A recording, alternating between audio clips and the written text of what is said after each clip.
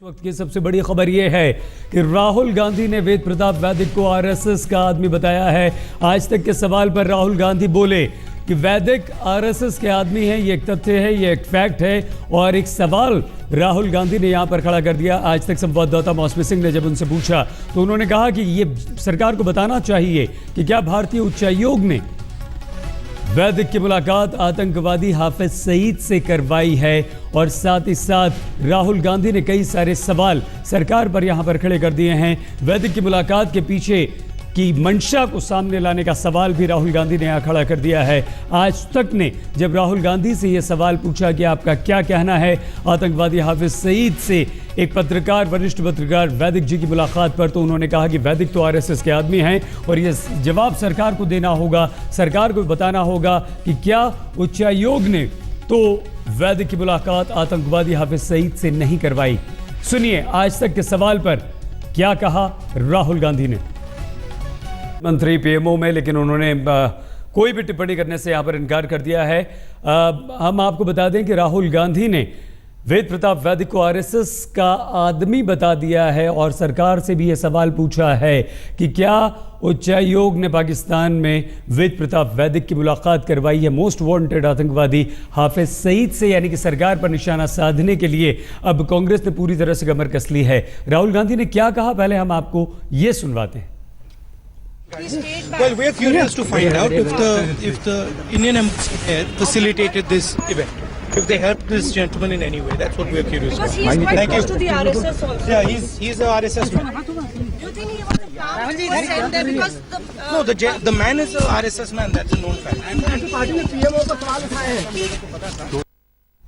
आज तक के सवाल पर राहुल गांधी ने कहा कि वेद प्रताप वैदिक आरएसएस के आदमी हैं और सरकार को यह बताना होगा कि पाकिस्तान में उनकी मुलाकात मोस्ट वांटेड आतंकवादी हाफिज सईद से क्या उच्चायोग ने तो नहीं करवाई है।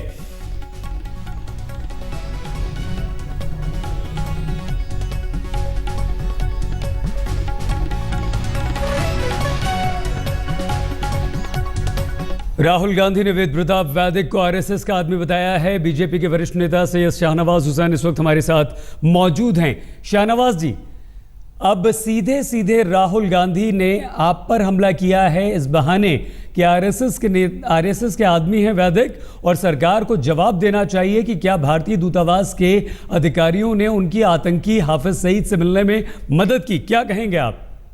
देखिए, सरकार की तरफ से जवाब आ चुका है। कल ही अरुण जेटली जी ने साफ कर दिया था कि न उनके मुलाकात से न सरकार का न पार्टी का कोई लेना देना नहीं है। वो इंडिविजुअल कैपेसिटी में गए थे और पार्टी के लेकिन शाहनवाज जी, क्या सरकार की यह जिम्मेदारी नहीं बनती कि सवाल ये पूछा जाए जो सवाल दूसरे लोग पूछ रहे हैं, कांग्रेस पूछ रही है कि वैदिक साहब से पूछा जाए आखिर सरकार की क्या कोई जिम्मेदारी नहीं है कि भारत के सबसे खतरनाक दुश्मन आतंकवादी से वो जाकर खुलेआम मिलते हैं और सरकार कहती है कि वो चाहें तो मिलें पत्रकार की हैसियत से, एक इंडिविजुअल की हैसियत से। शाहनवाज जी, देश में कई पत्रकार हैं जो सेपरेटिस्ट से जाकर मिले हैं, कई पत्रकार जाके प्रभाकरन से मिले थे, कई पत्रकार जाके जंगल में वीरप्पन से मिले थे। हाफिज सईद का सीधे सीधे मुंबई अटैक से हमला से संबंध है शाहनवाज जी। हाफिज सईद का सीधे सीधे पार्लियामेंट अटैक से संबंध है। वीरप्पन से भी जब भी कोई मिलता था तो कोई पत्रकार ही जाकर मिलता था। लेकिन हमारा कहना है कि उन्होंने पत्रकार की हैसियत से जाकर मुलाकात की है और उससे भारतीय जनता पार्टी या सरकार का कोई लेना देना नहीं है। वो अपनी कैपेसिटी पे गए और जाकर उन्होंने, लेकिन क्या सरकार के शाहनवाज जी ये जिम्मेदारी नहीं है कि वो कम से कम पूछें कि आप क्यों गए थे, क्या हासिल हुआ, क्या करने गए थे, क्या बातचीत हुई है? अगर बहुत से लोग हैं, बड़े नामचीन पत्रकार हैं जो हिंदुस्तान में कई सेपरेटिस्ट नेता से जाकर मिलते रहते हैं। तो हंगामा दोनों जगह हो रहा है। लोकसभा राज्यसभा में भी आतंकवादी हाफिज सईद से पत्रकार वेद प्रताप वैदिक की मुलाकात पर कांग्रेस सरकार को घेरने में लगी हुई है। लेकिन पीएमओ में राज्य मंत्री जितेंद्र सिंह इस मामले पर क्या कहते हैं, पहले वो सुन लेते हैं। राहुल गांधी ने कहा कि आरएसएस के इसका तो आपको राहुल गांधी जी से को यदि उनके पास कोई इस प्रकार की कोई प्रमाणिकता हो तो ये उनसे प्रश्न करना चाहिए। जहां तक सरकार का विषय है, सरकार का इससे कुछ लेना देना नहीं है।